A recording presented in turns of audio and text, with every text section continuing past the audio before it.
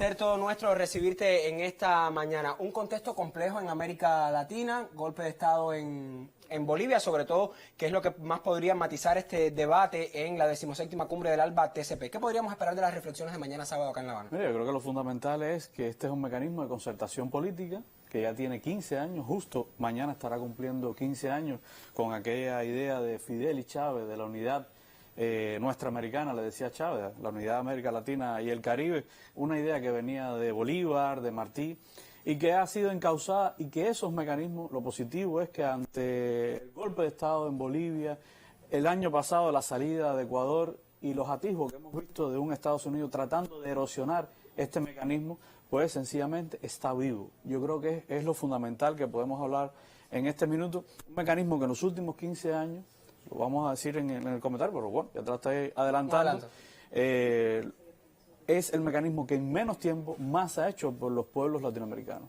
Y vamos a ver algunos datos de lo que ha estado pasando. Recordemos las misiones que se hicieron, el diseño que hicieron Fidel y Chávez de lo que debería ser la integración, la cooperación y la solidaridad. Yo creo que ahí se resumen básicamente lo que han sido estos 15 años de la alternativa bolivariana, en su momento alternativa, luego alianza bolivariana para nuestros pueblos de América, tratado de comercio de los pueblos. En esencia ha sido la manera en que los países se complementan. Chávez siempre decía, incluso cuando Chávez no era el líder que luego vimos en la década de los 2000, en ese primer encuentro aquí en La Habana con Fidel, en el aula magna, Chávez decía, hasta ahora hemos sido exportadores de materias primas. ¿Por qué vamos a exportarle materias primas a los países capitalistas cuando nosotros podemos complementarnos entre los países de la región? Yo creo que en esa esencia, 24 horas solamente había pasado de ese primer encuentro entre Fidel y Chávez. Recordemos, Chávez llegó el 13 de diciembre en la noche de 1994, en un contexto que siempre se valora como convulso. Siempre estamos en los pueblos de América Latina y del Caribe en un momento convulso. Se dice que Fidel invitó a Chávez de alguna manera porque en aquel momento el presidente de Venezuela, Carlos Andrés Pérez, había estado reuniendo con parte de la contrarrevolución más violenta, la contrarrevolución cubana.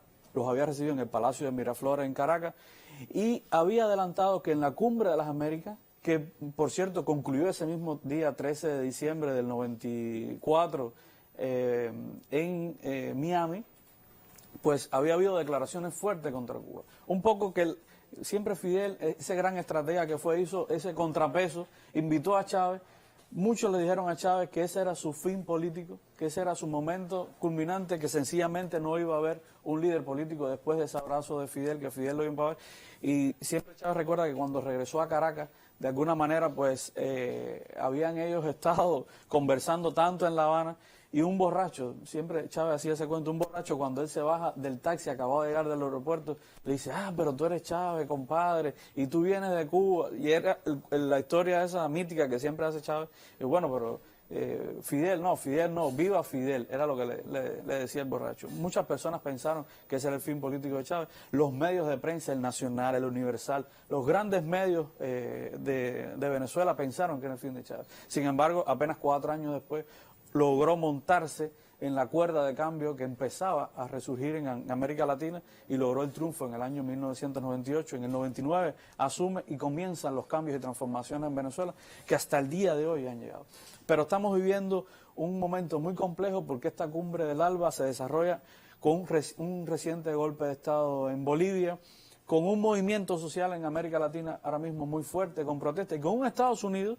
Veíamos a la delegación norteamericana en la cumbre, en la toma de posición de Argentina, en que incluso el propio asesor de Seguridad Nacional, Mauricio Claver, se retiró porque decía que estaban ahí los funcionarios ilegítimos del gobierno de Venezuela. Sin embargo, ahí estaba el vicepresidente de una nación, un vicepresidente constitucional, un vicepresidente legítimo, y no los representantes que ellos han querido ver como realmente los representantes del gobierno venezolano. Te dejo con tu comentario entonces. Acércanos un poco al complejo escenario que vive ahora mismo América Latina y qué podemos esperar entonces de esta 17ª cumbre de la Alianza para los Pueblos de Nuestra América, ALBA TCP. Te dejo, Legaño. Muchas gracias.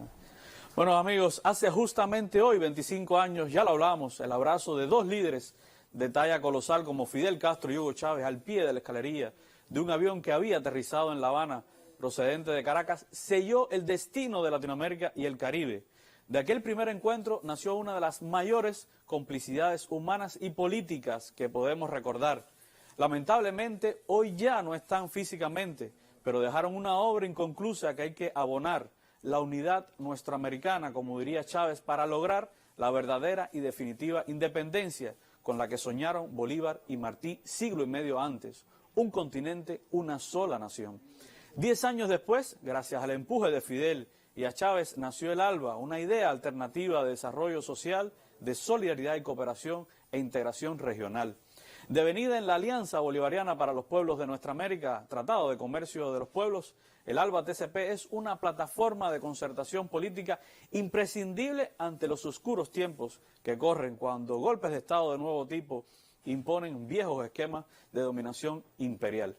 Mañana se celebrará aquí en La Habana la 17ª cumbre del ALBA-TCP y los 3 lustros de creación de esta alternativa contrahegemónica.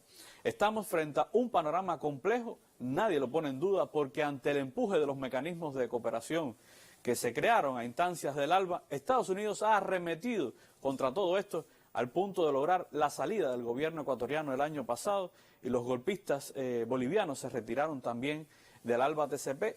Pero este mecanismo está vivo y su núcleo duro, Nicaragua, Venezuela, Cuba y otros, han resistido la guerra económica, el bloqueo financiero y los intentos de desestabilización.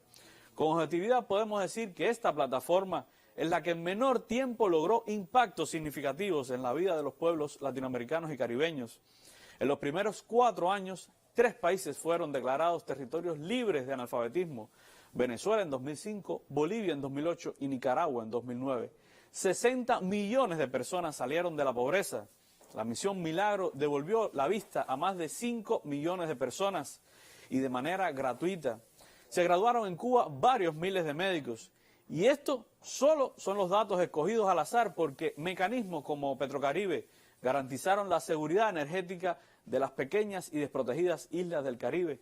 Sin duda es una plataforma necesaria y útil hoy porque mientras a instancias de Estados Unidos la OEA pretende invocar obsoletos tratados como el TIAR contra Venezuela y el Grupo de Lima se despliega a los designios de Washington para apoyar la desestabilización regional, el ALBA-TCP anda construyendo desde la resistencia, eso sí, y ahora más que nunca concertando posiciones políticas para enfrentar con unidad lo que viene, que no es juego.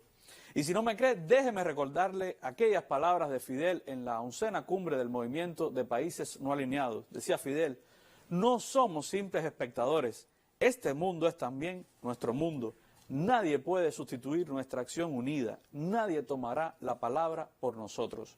Solo nosotros y solo unidos podemos rechazar el injusto orden político y económico mundial que se pretende imponer a nuestros pueblos. 2 décadas y parece escrito para el día de hoy. Manténgase informado porque, como siempre le digo, la verdad necesita de nosotros. Gracias, Legañoa, por estas reflexiones.